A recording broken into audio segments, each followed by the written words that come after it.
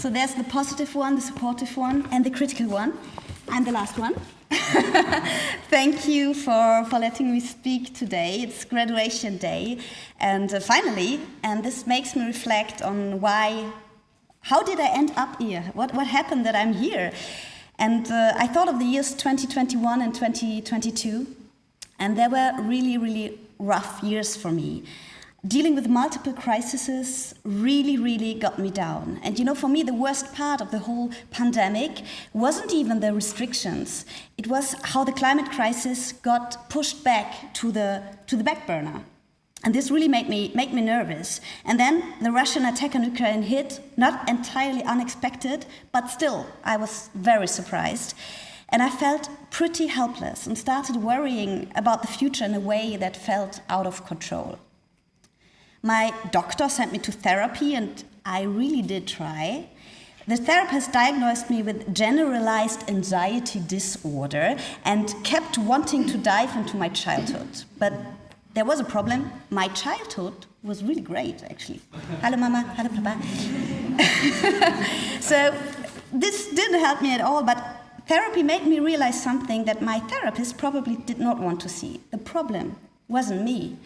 Maybe it's even healthier to be afraid about the future, given the state of the world, instead of pretending that everything will be fine. Maybe all those folks thinking that in 20, 30, 40 or 50 years, our way of life will be the same. Maybe it's those people who should go and check for therapy. So I started looking for new ways to deal with this anxiety, and I realized I didn't want to just talk about problems anymore. As a peace and conflict researcher, I'd spent years studying these issues, theorizing the problems, and now I wanted to focus on solutions. I wanted to connect with people who felt the same way, and together with them I wanted to explore visions for the future, despite all the chaos we were living in. And I wanted to learn how to turn crises into opportunities for a better future, for a better life. But I did not know how. And that's when I stumbled upon Tomorrow University. I found it intriguing, but I thought, another master's degree on top of my job with 2 little kids at home, impossible. But I kind of still kept checking out, and Thomas noticed that on LinkedIn, because you can see when people are visiting the profiles over and over again. And then he finally reached out to me. And let me tell you, Thomas is Thomas, and he was Thomasing. So in this call that we had, I directly said, okay, count me in. I'm going to do this master's. And people around me, they shook their heads saying, you're on the brink of burnout and you're going to add more studying to your life. That's crazy. But guess what? I've never looked back. And I'm so happy to be here today. I've been finally working on solutions. And the best part, I've met amazing people along the way. People who share my worries, but bring very, very different perspectives to the table.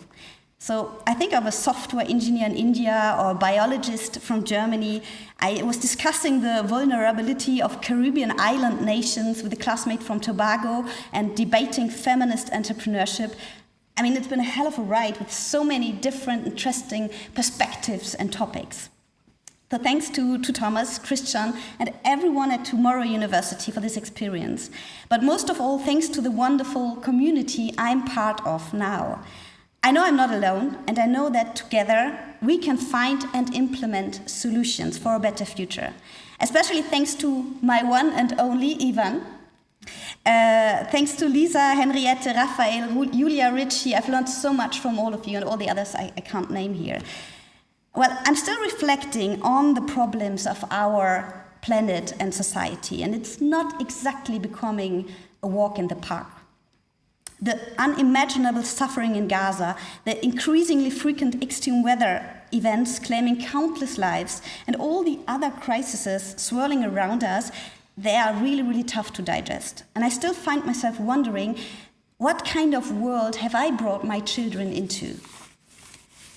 But, well, the world is changing, if we like it or not. And now I know we're not powerless. We can still influence and create our future.